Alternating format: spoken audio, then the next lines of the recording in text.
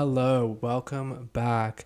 I haven't done a video in a while, like a proper sit down. I had my podcast, which if you've ever tuned into that, thank you. Love you so much. We are doing my favorite video of the year, which is the film year review. I have my list and I'm so excited to go through it with you. I have watched 26 films that have come out this year, and some of them good, some of them bad, some of them amazing. So without further ado, let's get into my 2024 film review. We're gonna start from the bottom, work our way up to the top. At the bottom, we have Dead Sea. This was a film directed by Phil Volkin. Stranded in the open sea after a fatal accident, a young woman and her two friends are rescued by a fishing vessel's captain, unaware that the ship harbors a chilling secret. I watched this one. I don't actually know when I watched it. I think it was like sometime in the middle of the year. But this was some bullshit. This was some trash dog shit type thing. This was like one of those films where it was like, what the fuck? It was like a human trafficking thing that was like the chilling secret. And it was just like boring. There was no like depth. The acting was like bad. It was just like not good at all. The 1 star that I gave it was for the villain being hot. Sorry. It was, yeah, like it should not have been made, and it was like, fuck, an hour and a half of my life I'll never get back. It was just like bad. Some films are just bad. This was one of those. The next film that I watched was The Inheritance, directed by Alejandro Brugués. I don't know if I said that right, but billionaire Charles Abernathy, on the eve of his 75th birthday, invites his 4 estranged children back home out of fear that tonight someone or something is coming to kill him. To ensure his family will help protect him from whatever's coming, Abernathy puts each of their inheritances on the line. They'll get nothing if he's found dead by dawn. This sounded interesting to me. I was like, ooh, let me look at that. And then also Peyton List is in this. She was also in Jessie as Emma, and I was like, this diva, I've got to watch it for her. And she played a influencer, and I was like, gag, I love it. This is one of those films that had like a good storyline, sort of like it was giving like Knives Out sort of thing, but like horror, and it just fell flat. Like it was boring. The like thing that was after them was just like not really scary either. Like I'm not the biggest fan of horror and like jump scares and stuff, but even that I was like, this is not fun. I'm bored. And like each of their deaths were like very, I don't know, just there was just something off about it, you know? Like it wasn't something I'd ever watch again. I couldn't tell you much about it. I just remember being bored and not really enjoying it. The only good thing was like Peyton List being an influencer. Okay, queen, gag. Next one. Okay, here is a hot take, guys. Smile 2, directed by Parker Finn. This was something.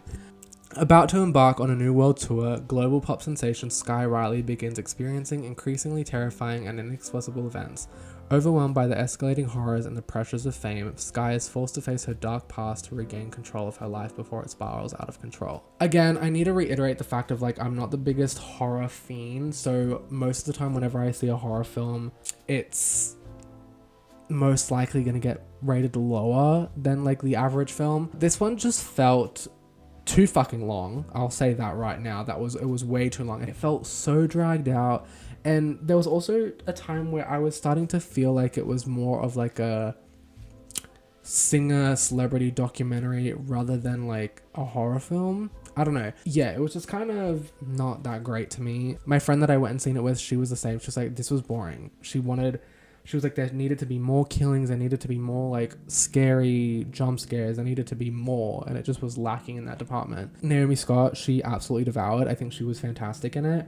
But it was just one of those films that was like forgettable. I don't really remember much of it. I think it was just kind of like background sound, you know, like it just felt not fun or interesting to watch. Again, like I'm just maybe not the horror fiend or the demographic for this. Like I know a lot of people talked about it this year and was like, I love this film, it was so good. I also haven't seen the first one, so maybe that might play into effect of why I didn't really enjoy it. Meh. Like it was a film that I probably would never watch again, wouldn't recommend it.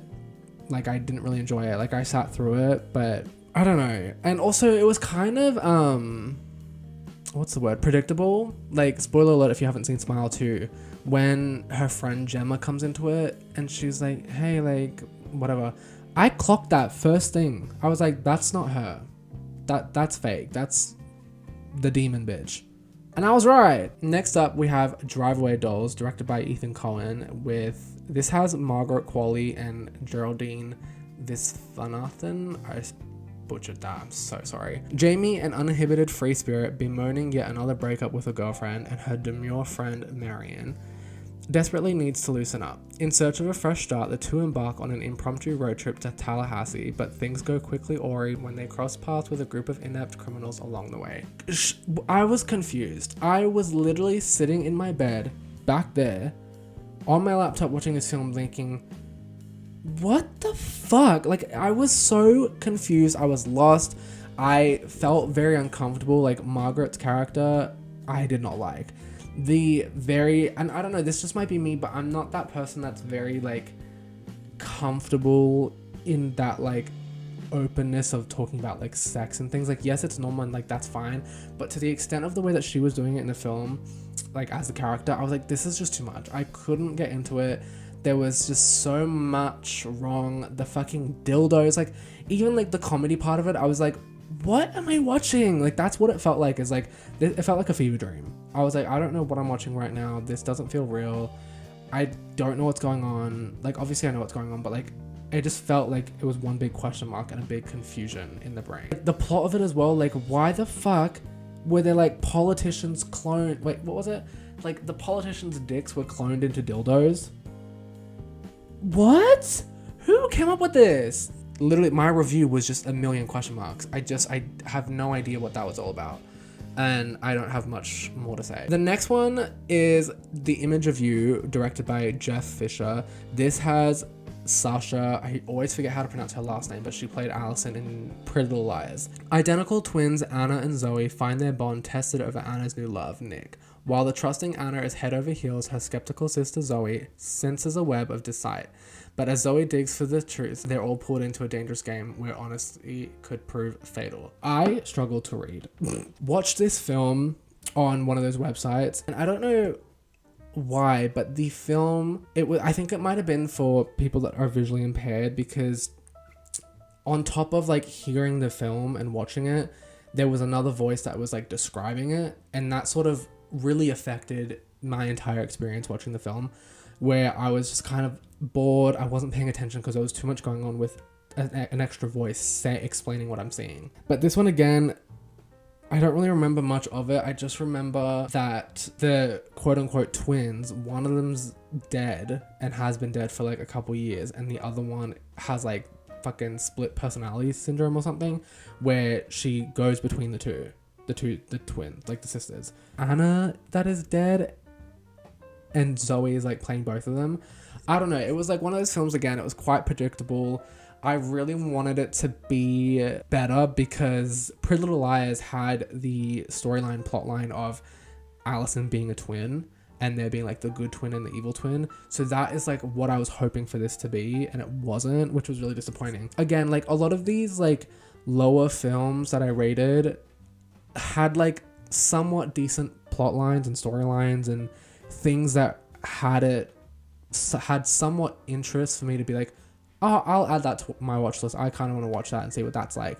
But it just always falls flat. And this is the thing as well with, like, films and directors. It's like, you need to get it right because you have a somewhat decent plot and you fall flat with the execution of it, and then it just turns to shit. The next film that I watched was Rebel Ridge, directed by Jeremy Saulnier. I think that's how it's pronounced. A former Marine confronts corruption in a small town when local law enforcement unjustly seizes the bag of cash he needed to post his cousin's bail. Film, I rated 2 stars.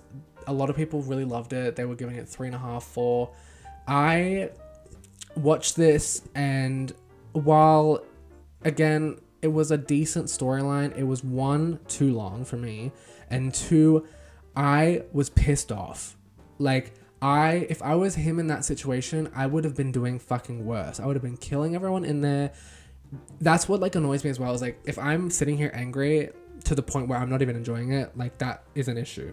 And it was just like, it was one of those things where it's like sad because it was to do with race and things that people go through a lot of the time, because the world we live in is a racist fuckhole. I appreciated the realness of it all, but again, it was those things where I was like, I wanted him to do something like different. I wanted him to fucking kill the fuckers and like justice in a way that's like revenge almost, not just like actual justice, be like you're behind bars now. Like that's not what I wanted. I wanted violence. There were things that I did enjoy about the film, but overall I was just not feeling it. I just wanted him to do more and like fuck everyone up. The next film I watched was Don't Move, directed by Adam Schindler and Brian Netto. A grieving woman in a secluded forest encounters a killer who injects her with the paralytic drug. As her body shuts down, her fight for survival begins. This got 2 stars for me because I, again, liked the plot. I was annoyed. Basically, he drugs her and she has like 30 minutes to like kind of like get as far away as she can until her body like completely shuts down. And I was like, oh, this is like kind of creepy because like that's terrifying, is getting drugged with a paralytic drug and you're fucked basically. Like your body is going to start shutting down limb by limb. Ugh, that's terrifying. But I watched it and there was things that just pissed me off because the entire time after she's like completely paralyzed, she begins to regain like some sort of movement and is able to do it, like do something. She's able to like unbuckle her seatbelt, or like she did this whole thing the entire film, which was like pressing her finger like to get movement in. And I was like, this is, yeah, I get it. She did that the entire film. And then there was at one point where they were in a car and the police stopped them and she was like in the car, like she could hardly move, but she was still doing this finger tapping thing and she could move her hand. She was able, like she was stuck in the chair like this, she was able to reach on the dashboard to get the other paralytic drug to like, the whole plan was to like inject him with it. And oh my god, this is the thing that annoys me because it just fucking it makes the rating go lower because she grabs the syringe with the paralytic drug in it and she obviously has enough movement to get up a little bit in the seat, grab it on the dashboard, bring it back and hold it. She literally goes, stabs into his leg, but can't press it in. What do you mean? You've literally been doing this the entire fucking time. You have some movement in your fingers to press it down. You had the energy and movement to go boop into his leg, pick it up from the dashboard,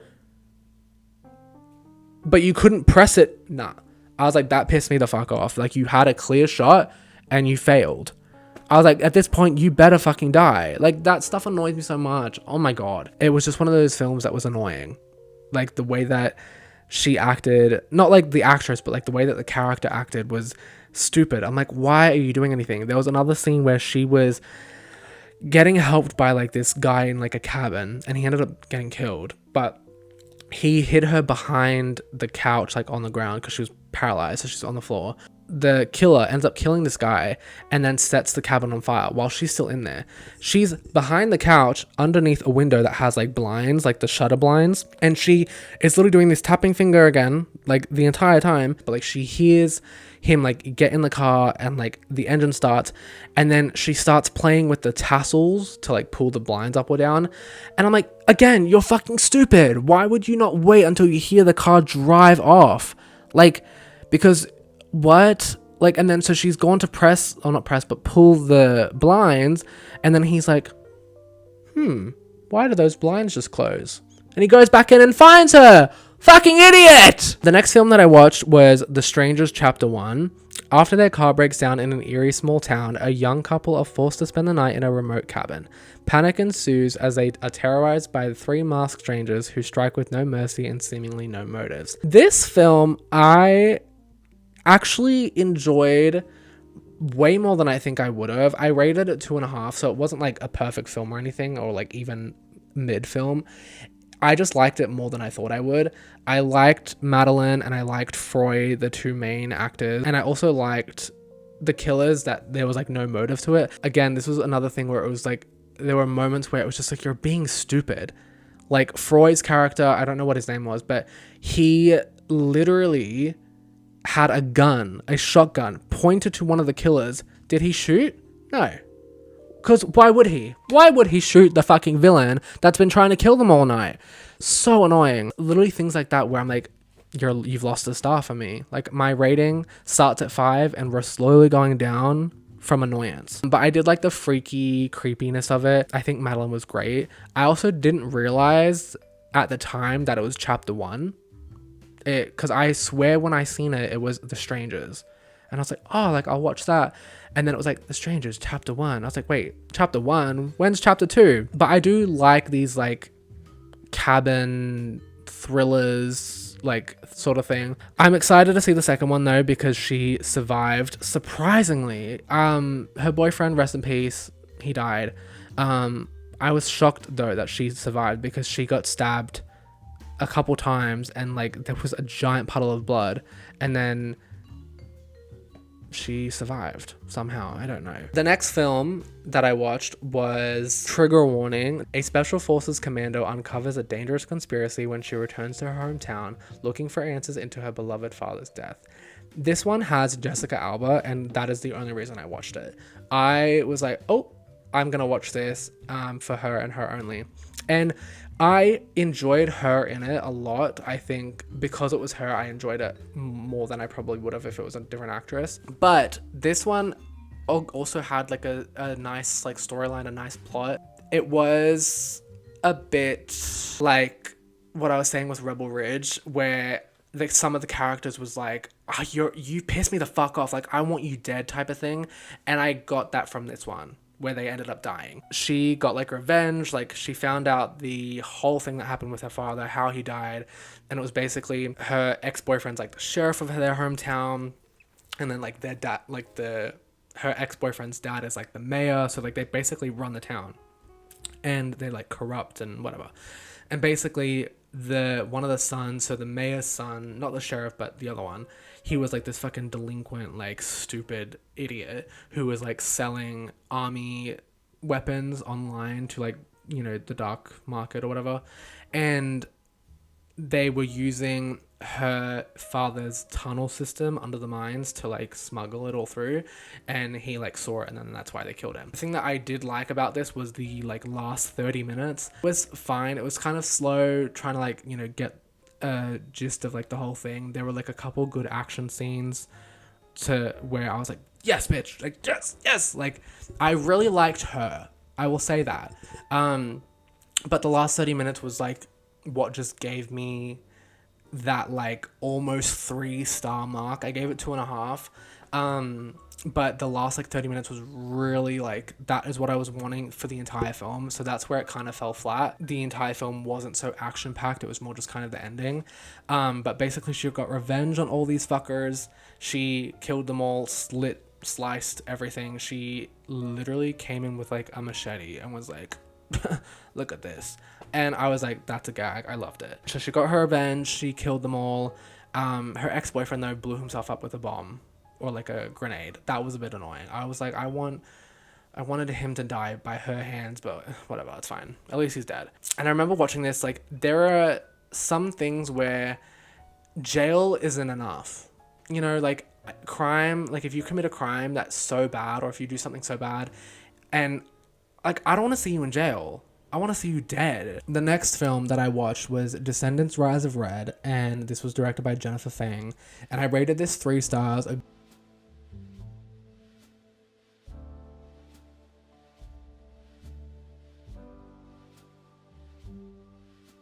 A good middle ground, because I am a kid at heart, and I think I will always love a good like family film. You know, I did enjoy this one, again, a lot more than I thought I would. I actually didn't really mind the music. It's nowhere near as good as like the first 3. It just like doesn't compare, obviously. I do appreciate the like story of it. I did like it, but there were things where it fell flat. Again, there were like questions unanswered. The whole premise of it was Queen of Hearts, and there are obviously so many storytellings of that character. Like I really like Alice in Wonderland Through the Looking Glass, where you find out kind of why the Queen of Hearts was like that. But in this one, she's like this evil like queen, obviously. The main girl, Kylie Control, she plays Red, the daughter of the Queen of Hearts. And she goes back in time to when her mother was a kid in school. And she's like this all like happy, nice, like, hi, like, do you want a cupcake? And she's like completely different to like the way that her mother is. Before they go back in time, they find out that her mom, the Queen of Hearts, had a prank pulled on her at like homecoming, and that's why she like turned out to be like this evil person. But when they went back in time, you didn't even find out what happened. And like that was the whole point. You went back in time. Why did we not find out what happened, or who did the prank, or what was the prank, or like it just kind of, it felt unfinished. And like I did enjoy it up until like it ended, because I was like, oh, like this is, you know, pretty good. Like it just felt like a good mid family film, and then it ended and I was like, oh wait, where's the rest of it? I was like, where is the rest of the film? I liked the music, I liked the characters, it was fun and I had fun, and that's all that matters. The next one that I watched was called The Union, which was directed by Julian Farino. And this one is a New Jersey construction worker goes from regular guy to aspiring spy when his long-lost high school sweetheart recruits him for an espionage mission. This one, again, like, I liked it more than I thought I would. This has Mark Wahlberg in it. Why does he have to be in so many films? Anyway, but this also has a Halle Berry in it, and that is why I watched it. I was like, my queen, my diva. This one was like one of the films where, look, it always gets me. I love a good like spy action comedy. You know, Mark Wahlberg was in it. I was like, I still liked it. Like I still had fun. It was just like a fun watch. Like it was fun. It was easy. It wasn't like trying to like figure everything out. It was just like a fun film. And that is what I want when I go into watching films. I want to have fun. I don't want to just like sit there and pick at my brain and go, oh, I think the simile of that, the juxtaposition of that, and oh, I just loved the metaphor. I don't want to be doing that. Like there are some films that I appreciate when that, you know, comes into play, but most of the time I just want to sit down and have fun. And this was that. I enjoyed it. It was fun. It was funny. And there were moments I liked. Again, I just love those films of like an action comedy. Like they're fun. I don't really know what else to say about it. Like it was fine, but it was fine. It was mid. It was fun. Halle Berry slayed. Not her haircut though. That was fucking atrocious. The next film that I watched was Woman of the Hour. That was directed by Anna Kendrick. Her directorial debut. An aspiring actress crosses paths with a prolific serial killer in 70s LA when they're cast on an episode of The Dating Game. This, I loved her take on directing. I think it was very well done.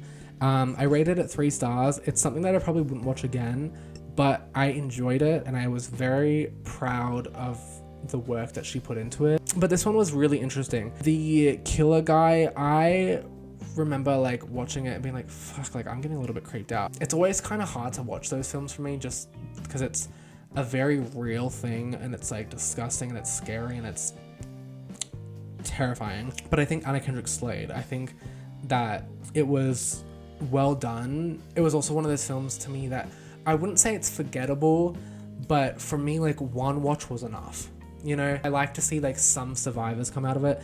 I feel like a lot of the time when you hear like serial killer things, it's always about, or like see movies or shows about them, it's always about the killer and them alone, which obviously I get because that's what you're making the film or show about. But I want to see something about survivors. I want to hear about their stories. I want to hear about their lives because that's what needs to be talked about. Really great directorial debut, especially for the severity and seriousness of what the film was. But yeah, I enjoyed it, and I think it was one of those, I think like 3 stars perfectly like encapsulate what the film was. I also loved the like aesthetic of it, like the whole like 70s aesthetic, the game show. I really liked that. The next film that I watched was Spellbound, that was directed by Vicky Jensen. This was on Netflix. It has Rachel Zegler playing the voice of a princess, Elian, I think her name was. When a powerful spell turns her parents into giant monsters, a teenage princess must journey into the wild to reverse the curse before it's too late. This was like a cute little fun film. The animation, I don't know how to feel about animation these days, because I think growing up in the 2000s, animation was obviously very different, and now it's like a new age, a new dawn, and that's fine, but it just doesn't feel the same, you know. And I think that plays into the liking of a film, and when it comes to like coming down to the rating of it. This was like a fun, cute film though. I rated it 3 stars. I enjoyed it. I loved Rachel Zegler. Like, the music was fine. There were only a couple songs that I like enjoyed and would like probably like listen to now. But yeah, I did enjoy it to some extent. Basically, like, the parents went into the dark forest. I don't really remember what for, but they came out as like these monsters, and it was all about divorce. They were basically so unhappy that they went into the dark forest, and the darkness in the forest was like, y'all hate each other, I'm gonna turn you into monsters. And that was literally it. They were like, I just don't love you anymore. And then they said that to the daughter. This film felt like a film that was made for like children of divorced parents, and I'm not that demographic, so this like didn't hit me as hard as it probably would for others. But it was cute, it was fun.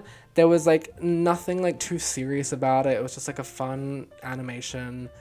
It was cute. Like, I probably teared up a little bit at the end when they were like, we love you and this isn't your fault, and whatever, the whole like divorced parent talk. There's not much more to say either about it, as I don't remember the full ins and outs, but it was fine. It was fun. The next film that I watched was Time Cut, which was directed by Hannah McPherson, and this is a teen in 2024 accidentally time travels to 2003, days before a masked killer murders her sister.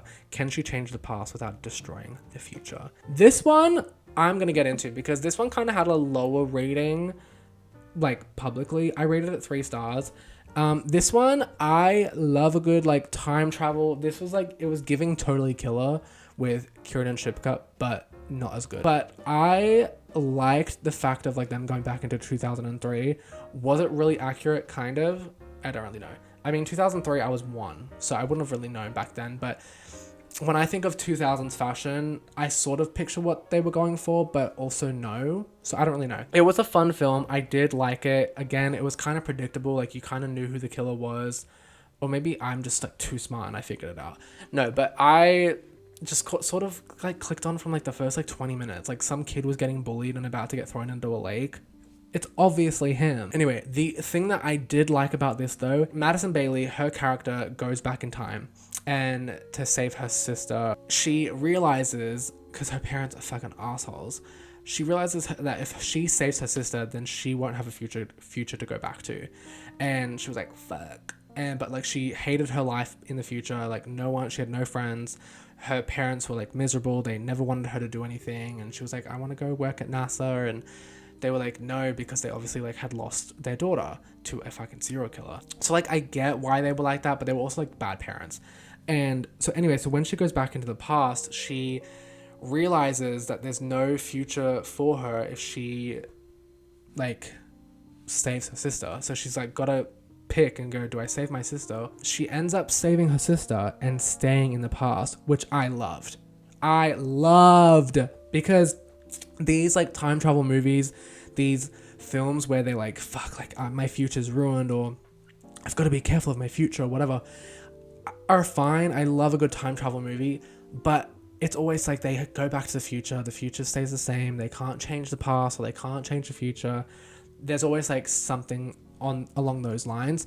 She was like, I'm rewriting my entire life without a doubt. I'm staying in the past, and I'm living my life with my sister, and that's it. And I really, really liked that. I liked that she took control of that and was like, no, I'm gonna rewrite my life and stay here. I don't know, it's also like really confusing when you think about like the whole future, past, present thing, because if things in the past change, then the things in the future change, but if you're from the future and you come back to the past to change something, then your future's changing, but then you're also changing the past. It gives you a headache, doesn't it? The next film that I watched was Prom Date, but this was like a coming of age film. Jess and Hannah, who made a pact at 13 to have the perfect senior prom, despite the impending changes that college will bring over the next 4 years. The two are committed to honouring their prom pact, but with only 24 hours left before the big event, everything falls apart when they break up with each other over their dates. Jess and Hannah are left with one night to find new dates and live out their middle school fantasies. This was a fun coming-of-age film. I really enjoyed it. I think it was one of those just like fun, lighthearted coming-of-age stories. And again, Antonia was in this one, and I really liked it. It was a fun, cutesy little thing. And like it had like all the traits, the best friend's brother, like I love the best friend's brother trait. I just enjoyed it. Like I don't remember it as much like now, because I think I watched this at the beginning of the year. But looking back at it, I just remember it being fun. And I remember sitting here being like, this was good. Like I liked it. This was a fun film. Again, I just need it to be fun, and I'm automatically giving it like 3 stars. Yeah, I don't really remember most of it. I know the ending as well was like them like making up and being like, let's be each other's prom dates. As cheesy as that is, I loved it. The next film that I watched was A Quiet Place Day One, the like sequel, prequel, or whatever. This was directed by Michael Sarnowski. As New York City is invaded by alien creatures who hunt by sound, a woman named Sam fights to survive with her cat. This I rated 3 stars as well. It was fine. It didn't have the same vibe and the same feeling as the first Quiet Place films. I know this was a prequel, but still it just didn't feel the same. I also kind of got bored a little bit at some points throughout the film. I love that the cat survived. Didn't love that she didn't survive, and Joseph Quinn did. That man was gay. That man was gay in this film, and I'm pretty sure that he was meant to be, but they cut it out. That seemed homophobic. But yeah, I think it was like a fun little, oh my god, I keep saying fun. I do think that this caters to like a certain film demographic, film lovers, and it just wasn't for me. Like I said, I liked the other Quiet Places, but it just felt a bit off. You know, it didn't feel the same. I also, personally, if I was ever in that situation, I think I'd just kill myself. I could not live without headphones. And like, I know like you could still have the headphones play, but I need loud music. I need to hear it properly. I don't want to like hear the tiny whisper of it. I also don't think I'd have the willpower. It's the same thing with like zombie films. I do not have the willpower to survive and live through all that, because what's the outcome? You spending the rest of your life in a zombie-filled world, or a dead silent thing where aliens are about to kill you? Fuck no, I'm killing myself. Like, there's no way I'm surviving through that. Like, I would probably survive through it, but am I going to? Am I wanting to? No. It was fine. I don't remember much of it. And the cat surviving was all that really mattered to me. If there is a pet in a film and it dies, no stars. It's a bad film. The next film was Challenges. Let's get into the nitty gritty, the big films that came out this year.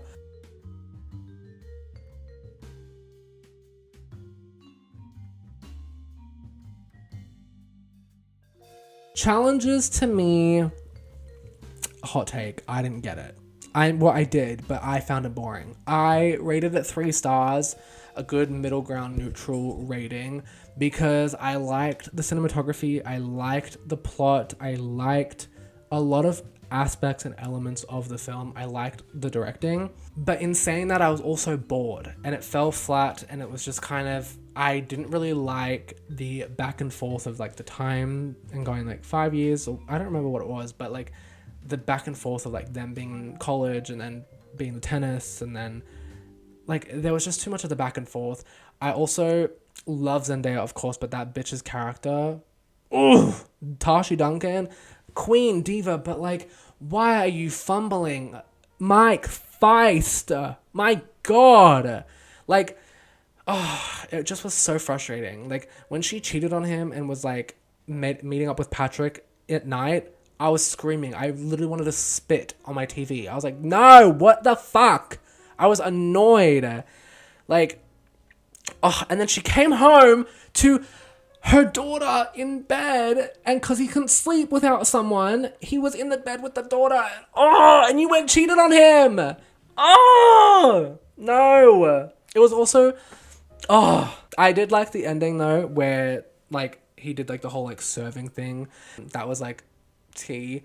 But it was like, I need 15 minutes. I want to see how this hashes out. Like, are they gonna fight? Are they all gonna just fucking jump on Tashi? What's gonna happen? I want to know what's going on. I wanted more from it. But like overall, I was bored. There was like, I think it's like a 2.5 hour film or something, like 2 hours and 20 minutes, something like that. And I just felt bored. And yeah, again, like I appreciate the aspects and like elements, the whole thing. It just felt long. I was bored, but I respect the choices. I respect the directing. I did like some stuff of it. Like, I'm not saying it was a bad film.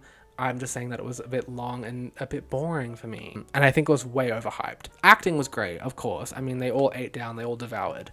But yeah, I was just a little bit bored. Next film is The Killer, directed by John Woo.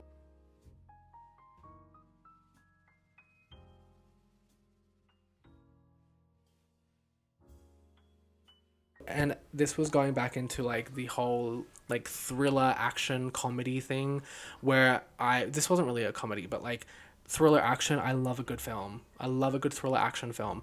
This was like a like contract killer type thing, and it was really good. It was moments where the revenge and all that was just me going like, oh yeah, like it was getting me excited. It was getting me going, and it was just really good. And I forget her name.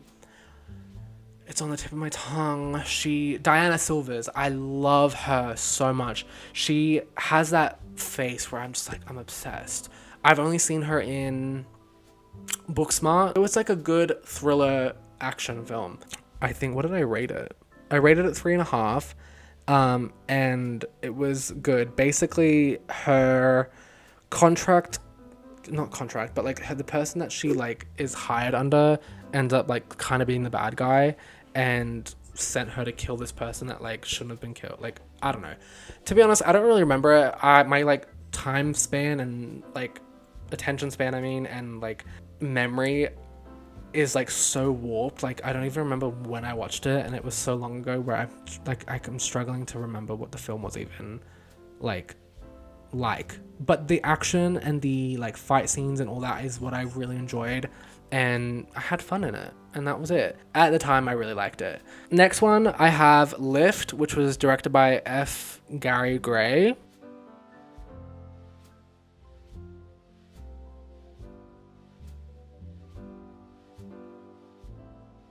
This was a heist film, another genre of films that I'm just obsessed with. Heists, a action thriller, serial killer, whodunit.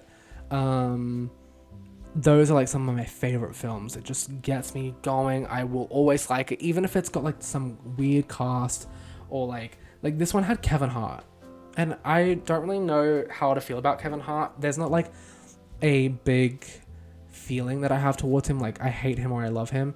I just, it's Kevin Hart. But I really enjoyed this one. Again, probably more than the average person. I think as well, like, people nowadays, when it comes to rating films or talking about liking films or anything like that, it's always not negative, but people just don't know how to have fun anymore. They just need to like nitpick at every little thing and go, I didn't like this shot. And it's like, fucking grow up. The 3 women in the like high squad, loved them.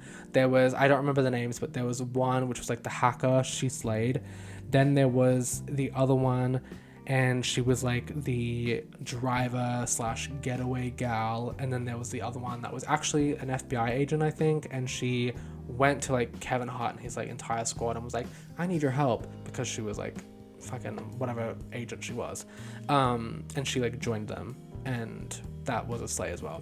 I really enjoyed it in the end as well, because they basically stopped like some mafia boss or some bad guy, I don't know, from getting like a shit ton of gold, and then they ended up actually keeping all the gold for themselves after she quit her job as an FBI agent or whatever the hell she was. And I was like, slay! Gag, I loved it. The next film that I watched, which was more recently, was Carry On with Taron Egerton, or Edgerton. I think it's Edgerton, but whatever. This was crazy. An airport security officer races to outsmart a mysterious traveler, forcing him to let a dangerous item slip onto a Christmas Eve flight. This one was good. I was on the edge of my bed being like, ugh! Oh my god, what is gonna happen? What is happening? I was like, every little thing. So basically there was a guy that was watching through every camera in the airport, and then there was the guy, a separate guy, who was like talking into his ear being like, you need to do this, you need to do that. And every little thing that Taron's character was trying to do was like text and call the police and whatever.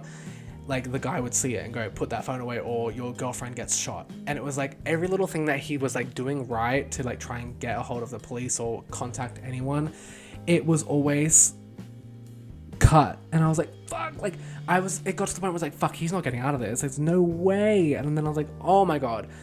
But it was really good. I loved the suspense of it. Obviously there were like probably like a few things that like could have been worked on. I also love Sophia Carson. She played his girlfriend Nora in it. She was amazing. I loved her. She wasn't in it for like a long amount of time, but she was great. I love her so much. I think it was really well done. Kind of those films that like test your limits of like, what would you do? Like, obviously you don't want to like let a dangerous object slip onto a flight that was gonna like blow them all up, but it's like, do you let 230 people survive, or do you let your girlfriend die, or do you let a whole airport full of people die? Like, it was just like, a fuck, like what are you gonna do sort of thing. And it was like, how are you gonna get out of this situation? And the like guy that was like telling him what to do and being like, you need to do this, you need to let this guy through, whatever, he was like 4 steps ahead. He had backup plans, he had backup people, he had all this stuff, and I was like, oh my god, it was really well planned and really well thought out. We have It's What's Inside, Netflix film directed by Gray Jordan. This was a fucking crazy mind swap, like, whoa. It was a like confusing who's who. It was crazy. A pre-wedding reunion descends into a psychological nightmare for a group of college friends when a surprise guest arrives with a mysterious suitcase. The entire premise of this film was interesting to me. The whole like mind swap and who's who. It was very lighthearted and fun until like the second round where they were like, let's switch bodies again or switch minds. And oh my god, like fuck, this was crazy. I also liked the editing style of it as well. The like retro red and blue like shades to like see who was really who. That I really enjoyed. I also loved the acting. I loved the entire plot. Everything was just amazing. I rated it 4 stars. There was just like something missing, and I couldn't put my finger on it, but like it was a fun watch. Like I would probably rewatch it, and it's definitely something that I would recommend to someone. But it was crazy because like two people's minds into other people's bodies died. So then it was like, well, fuck, like 2 bodies are dead and 2 people are dead basically. And it was like, well, 2 people now have to live in other people's bodies. Like, oh my god, could you imagine? I think I'd have to die. I'd be like, can I die? I'd rather be the one to die. I don't want to live in someone else's body unless it's a good body. Like if you're rich or sexy and hot and fit, like then yeah, I'll live in someone else's body. I also really loved Alicia Debnam Carey. I mean, she is my Australian gal, my Australian sister. No, but she was amazing. I love her so much. Also, Gavin Leatherwood is in it, and he is so fucking sexy. Oh, I know he's like a douchebag in this and like really fucking bad and strange and weird, but no, this was a fun film. Like if you have the time, go and watch it. It was crazy. The plot twist at the end that it was all the fucking sister, gag. Did not see that one coming. Okay, we're down to my top 5 of 2024. Starting at number 5, we have Abigail.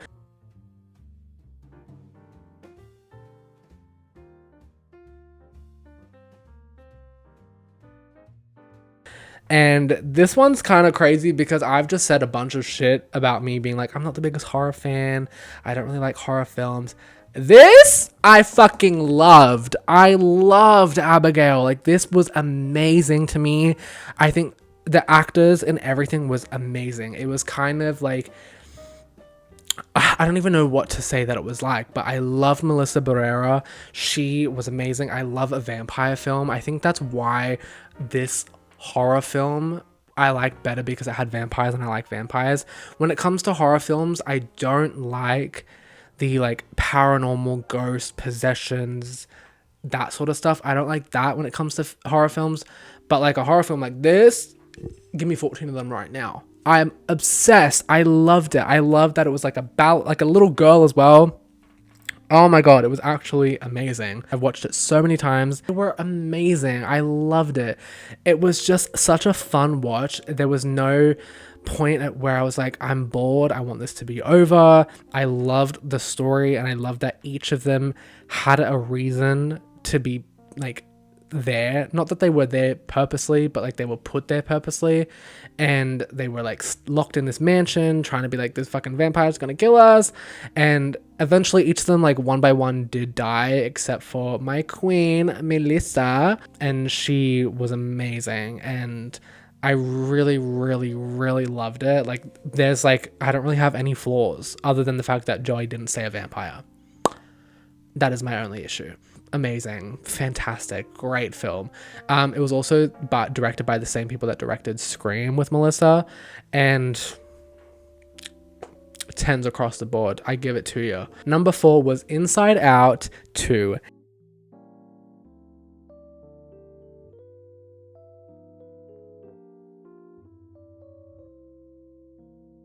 And look, Inside Out was a really emotional film to watch. The second one, just as emotional, especially having like grown up watching like the first one. Hold on, the first one came out in 2015 and I was 13. Like it was just the perfect timing. And then into this one, watching this one this year with me for Toy Story. Fun fact, Toy Story to me, I am obsessed. That is my childhood. Watching it now, I feel like so nostalgic, and this was sort of in that same realm of like, especially as well because it's so human. The human emotions, joy, fear, anger, anxiety, all that stuff, it's like something every single person goes through. Everyone feels it. Some emotions more than others and some less than others. And it was just such a raw, impactful, emotional film that just hit the spot. You know, it just felt right, it felt good, and it felt real, you know, and that was just amazing.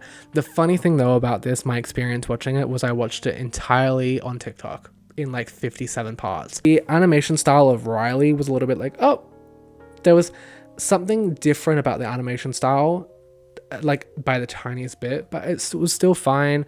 Anxiety, that little bitch, I know what you're like. I have you up here as well. Really well executed and really well written, and very emotional, but fantastic. I also loved the new emotions like envy and embarrassment, and just that, you know, new character aspect. The thing I didn't like particularly like was the voice actors changed with disgust and fear, I believe. Not that it was that noticeable, but like when you find out, it's like, oh, like I found out before watching it, so that was sort of like a bit of a letdown. Again, not that it was as noticeable, but it just sort of like brought the rating down a little bit. The next one at number 3 is My Old Ass,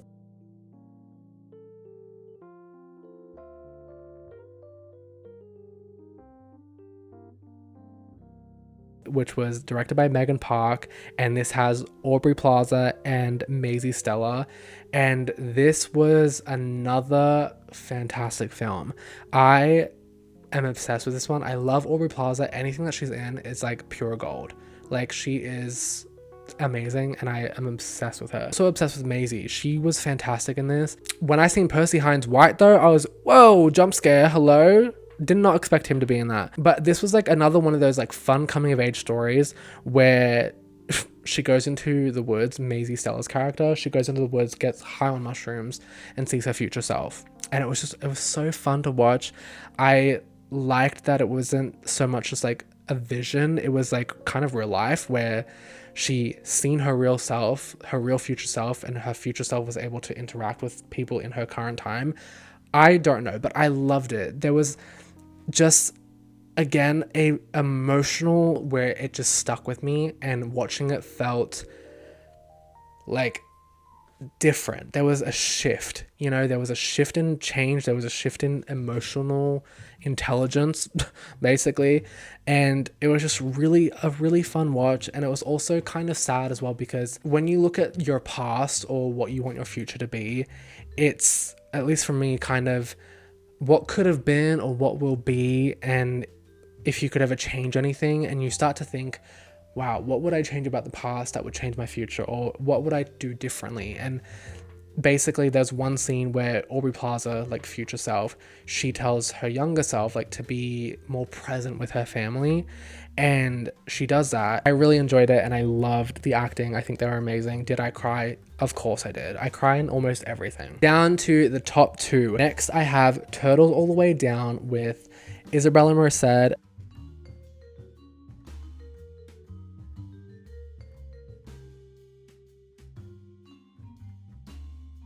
This again was another one of those coming of age films, but this one, fantastic. I've already said that about the other ones, but this was absolutely phenomenal.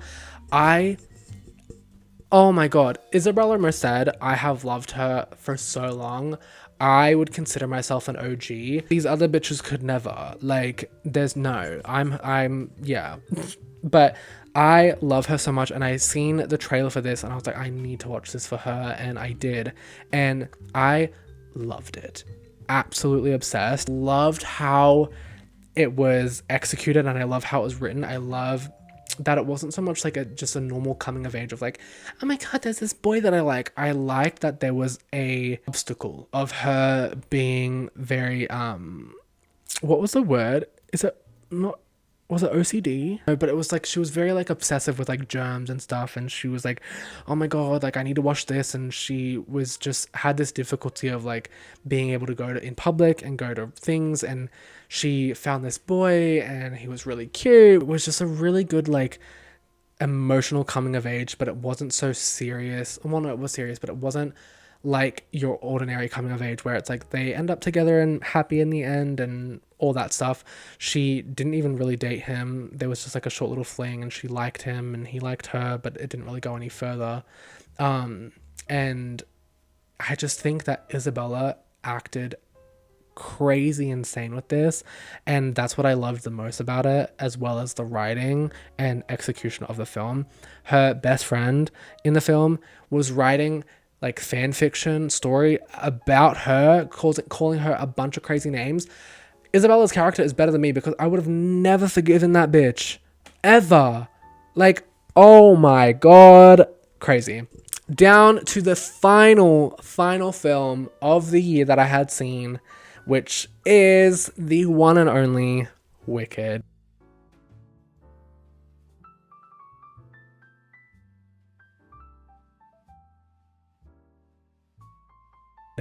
I love this film with my entire heart, body, soul, and mind. The soundtrack is on 24/7. I'm listening to it all the time. I've seen it 3 times. I've seen it in cinemas twice. Oh no, I've seen it in cinemas once, and then I've seen it at like a drive-in car theater thing, and then I watched it online at home from like someone camcording it in the theater. I just love it so much. I love Ariana Grande. Like, she is my number one artist and singer that I've always admired and adored. And I went into watching this blind. I hadn't seen the film, oh not the film, sorry. I haven't seen the Broadway production or any stage version of it, or really listened to the original soundtrack or anything like that. So I kind of went into it blindly. I had seen like, the Wizard of Oz movie adaptations and that stuff, but I had never really seen Wicked.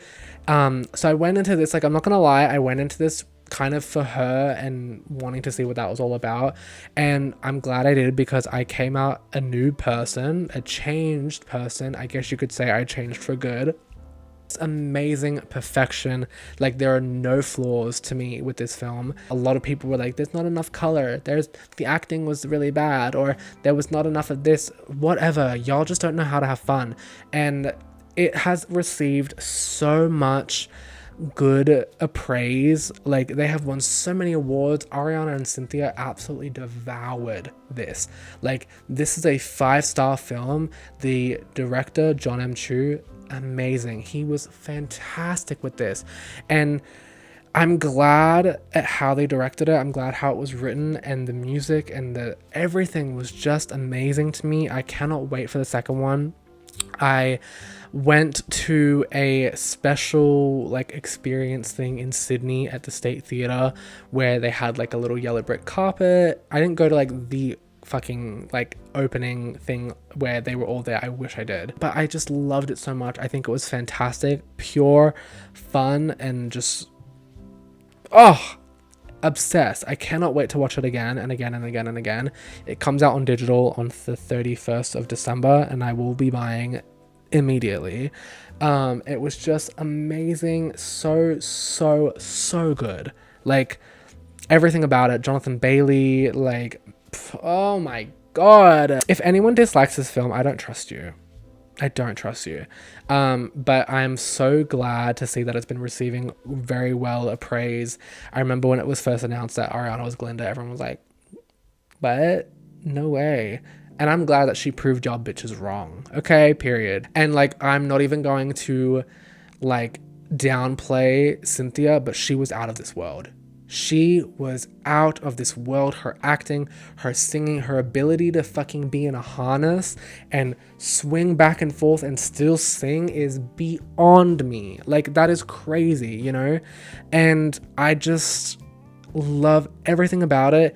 Even though it was like almost 3 hours, I don't care. I will sit through a 5-hour extended director's cut. Give it to me now. Everything about it was just perfection. No flaws.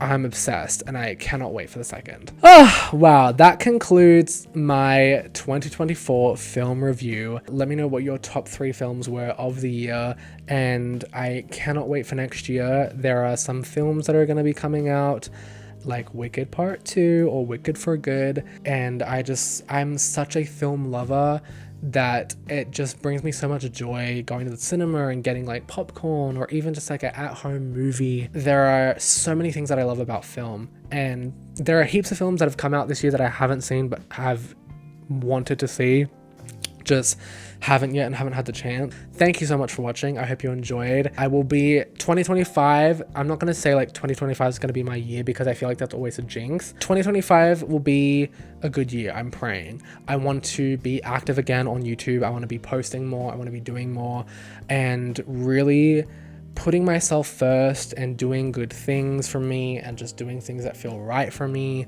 and just putting myself first. Thank you so much for watching. I hope you enjoyed. I don't know if this will be up before or after the new year, so happy new year. I hope you guys have an amazing year. Let's fuck 2024 off and go into the new year bright, happy, and ready to have fun. Love you so much. Thank you for watching. Like, subscribe, all that YouTube jazz. Follow me on Instagram and all that as well. And I cannot wait for the new year and what is to come. Love you so much. Bye.